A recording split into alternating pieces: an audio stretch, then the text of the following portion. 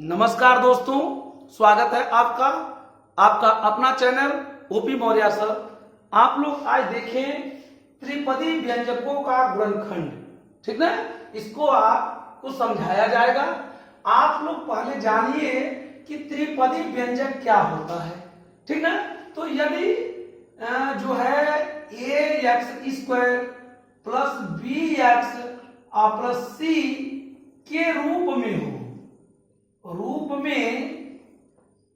कोई व्यंजक हो तो उसे त्रिपदी कहते हैं।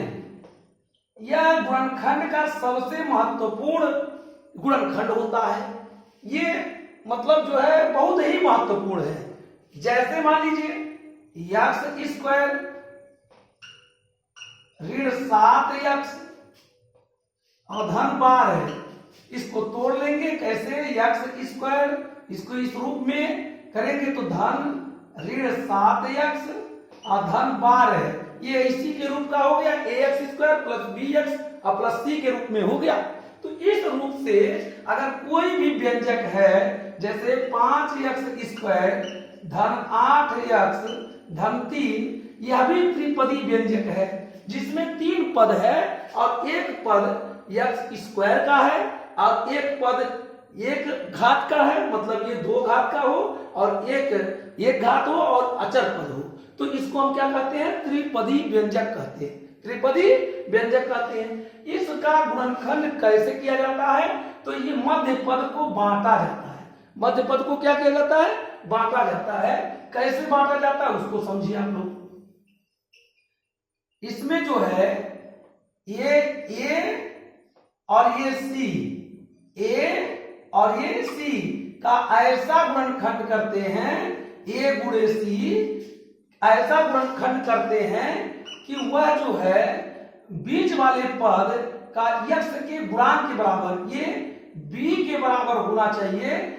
ए गुणे सी ऐसा गुणनखंड करना चाहिए कि या तो ए धन सी करिए बराबर बी आ जाए, या ए ऋण सी करिए वो बी के बराबर आ जाए। ऐसा गुणनखंड करते हैं। जैसे मान लो ये 5x स्क्वायर दिया हो और धन 8x दिया हो धन 3, अगर इस तरह का दिया है तो ये जो है और ये जो है इसका ऐसा गुणनखंड करेंगे 5 गुणे 3 बराबर ये 8 इस तरह का आना चाहिए कि इस 5 और 3 को या तो जोड़िए, 5 और धन 3 बराबर 8 आ गया तब तो सही है। नहीं तो अगर 8 नहीं होता दूसरा कुछ होता तो हमको ऐसा गुणनखंड करना होता कि इसके बराबर आना रहता, ठीक ना। जैसे मान लो दिया हो, दूसरा क्वेश्चन दिया हो एक्स स्क्वायर ऋण 7x और धन 12 दिया है, तो इसका गुणांक और इसका गुणांक, इसमें एक छिपा हुआ है 1 गुणे 12 बराबर यह आना चाहिए ऋण 7 के, ऋण 7 के बराबर आना चाहिए। तो 12 का नम 12 बराबर ऋण 7, इसको ऐसा तोड़िए कि ये इसके बराबर आवे, या तो जोड़िए या तो घटाइए। तो अगर हम 3 गुणे 4 कर दें तो ऋण 7 नहीं आ रहा अभी, लेकिन इसको क्या करेंगे, ऋण 3 और धन ऋण 4 कर दें तो ऋण 7 आ जाएगा। इसका गुणनखंड ऐसा कर लिया गया, 3 गुणे 4 3 गुणे 4 तो 3 चौके 12 आ जाएगा ये 12। लेकिन इसको ऐसा बनाएंगे, या तो जोड़ेंगे या तो घटाएंगे। तो हम जोड़ रहे हैं, ऋण 3 कर दें और धन ऋण 4 कर दें तो ऋण 7 हो जाएगा। ऋण 3 और धन ऋण का ऋण 4 बराबर ऋण 7, तो 4 3 ऋण 7 बराबर ऋण 7 आ गया। इस तरह से हमको तोड़ना है। मान लो कि दूसरा कोई क्वेश्चन दिया हो, जैसे एक्स स्क्वायर दिया है, ऋण 5x दिया है और धन 6 दिया है, तो आना क्या चाहिए, इसका और इसका गुणनखंड करिए। यहाँ एक छिपा है 1 गुणे 6 बराबर ये ऋण 5 आना चाहिए। इसका ऐसा गुणनखंड करिए 6 का नम 6 बराबर ऋण 5 कि ये इसके बराबर आवे, चाहे जोड़े चाहे घटाएं। तो 3 गुणे 2 कर, 3 गुणे 2 बराबर ऋण 5। अब ऋण 5 आना चाहिए, ऋण 5 है तो ऋण 3 और धन ऋण 2 बराबर ऋण 5 आ गया। इस तरह से तोड़ा जाएगा। इस गुणनखंड को 3 गुना 6 ये हो गया, लेकिन 3 और 2 5 के बराबर आया, तो यहाँ ऋण है इसलिए ऋण 3 और ऋण 2 बराबर ऋण 5। इस तरह से आपको तोड़ लेना है। अब तोड़ करके आपको गुणनखंड करना है, तो आप लोग देखें कैसे किया जाएगा। आप लोग देखें, ये पहला क्वेश्चन है आप लोगों का, वो देखें आप लोग कैसे किया जाएगा, ठीक ना। पहला क्वेश्चन देखें आप लोग, इस रूप का है। पहला क्वेश्चन देखें, दिया हुआ है x स्क्वायर ऋण 7x धन 12, तो इसको क्या करेंगे, x स्क्वायर ऋण, ये क्या करेंगे यहां ऐसे दिखा देंगे, ये एक छिपा है, 1 गुणे 12 बराबर 12 आया, और इसके बराबर लाना है तो 12 को तोड़ लीजिए, 4 गुणे 3, 4 गुणे 3, तो 4 और 3 7, तो 4 धन 3 कर लीजिए, 4 धन 3 करेंगे तो 7 के बराबर आ गया। यहाँ ऋण है, यहाँ 4 धन 3 कर दीजिए, इंटू x इसके साथ है तो x कर लीजिए, और धन 12। अब x स्क्वायर ऋण धन का, यहाँ धन माना जाएगा, ऋण धन का ऋण, और x का गुणा 4 में होगा 4x, और ऋण और धन का ऋण, और 3 का x में गुणा हुआ 3x, और धन 12। अब मिल गया आपको 4 पद, कितने मिल गए, 4 पद मिल गए, 1 2 3 4। अब कॉमन विधि से आपको करना है, इसको इधर कर लेना, इसको इधर कर लेना। अब यहाँ क्या कॉमन होगा, x, तो क्या बच रहा है x, ऋण यहाँ क्या बच रहा है 4। अब यहाँ क्या, यही चीज यहाँ बचना चाहिए, तो अगर हम ऋण 3 कॉमन ले लें तो यहाँ x हो गया, और ऋण और धन का ऋण, और 3 चौके 12। अब देखिए ध्यान दें, यहाँ भी x ऋण 4, यहाँ भी x ऋण 4, तो x ऋण 4 कॉमन ले लें। दूसरे क्वेश्चन में क्या बचेगा, x और ऋण 3 बचेगा, यही आंसर हो जाएगा। ध्यान से समझें, x स्क्वायर ऋण 7x धन 12, अब 12 यहाँ एक छिपा है, 12 1 12, अब 12 को ऐसा गुणनखंड करेंगे, तोड़ेंगे कि 4 गुणे 3 अगर तोड़ दिए तो 4 3 12, तो 4 और 3 7 के बराबर आ गया, हमारा काम आसान हो गया। अगर मान लीजिए हम इस 12 को तोड़े 6 गुणे 2 कर दें, तो 6 गुना 12 तो रहा है, लेकिन 6 में से 2 गया 4, ये 7 के बराबर नहीं आएगा, इसलिए इसको हम नहीं कर सकते। समझ में आ गई बात, तो इसलिए हम ऐसा ही करेंगे कि इसके बराबर आवे, इसका गुणनखंड या तो जोड़े या तो घटाएं। ध्यान दें, अब दूसरा क्वेश्चन देखें, दूसरा क्वेश्चन देखें, x स्क्वायर ऋण 5x और धन 6, इसके लिए भी वही काम करना पड़ेगा। x स्क्वायर देखें, यहाँ एक छिपा है, 1 गुणे 6 बराबर 6 आया।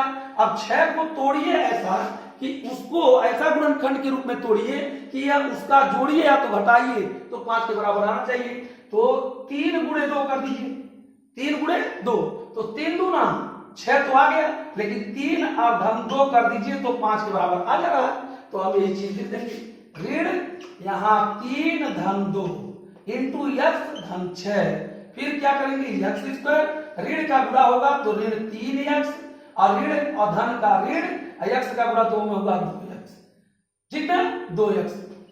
अब 3x और 2x 5x के बराबर हो गया, धन 6, फिर यहाँ 2 हो गया। अब यहाँ कॉमन ले लीजिए x, यहाँ क्या बचा x, ऋण 3 बच गया।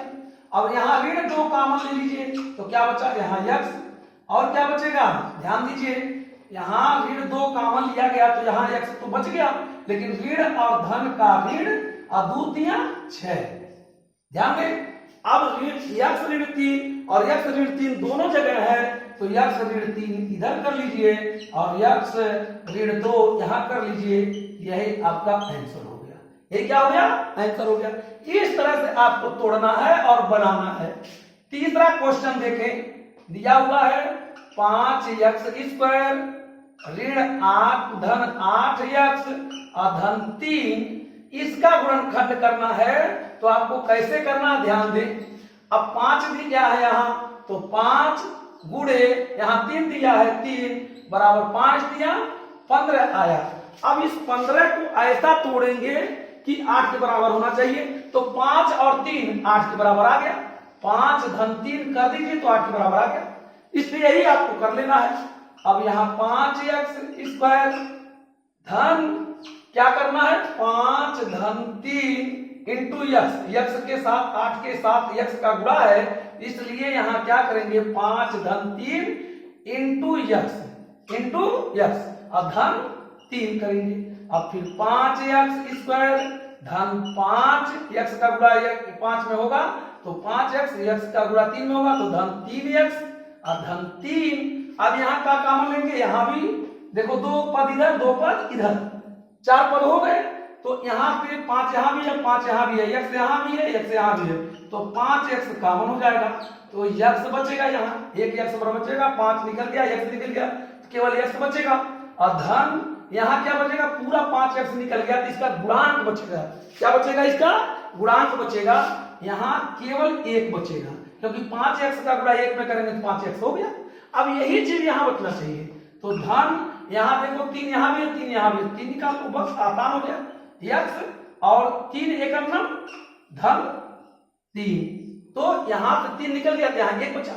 अब यक्स धन 1 यक्स धन 1 दोनों जगह है तो यक्स धन 1 एक जगह हो गया, दूसरे जगह क्या होगा ये 5x और धन 3 दूसरे कोष्टक में हो गया, एक कोष्टक में यक्स धन 1 आ गया दोनों जगह है और एक कोष्टक में 5x धन 3 आ गया, यही आपका आंसर है। इसी तरह से त्रिपदी व्यंजकों का गुणनखंड किया जाता है, इस बीच वाले पद को तोड़ा जाता है किसके आधार पर, ये जो है x² का गुणांक और अचर पद दोनों का ऐसा गुणा करते हैं कि वह गुणा जोड़ते हैं या घटाते हैं वह किसके बराबर आता है बंध पद के गुणांक के बराबर, अर्थात x के गुणांक के बराबर आना चाहिए। जैसे 5 धन 3 यहाँ 5 3 धन 2 यहाँ 4 धन 3 7, ठीक ना, ये बराबर आ रहा है। इस तरह से इसको तोड़ करके आप लोगों को क्वेश्चन त्रिपदी का लगाना होता है। आप लोगों को ये समझ में आया हो तो आप लोग लाइक करें, सब्सक्राइब करें, धन्यवाद।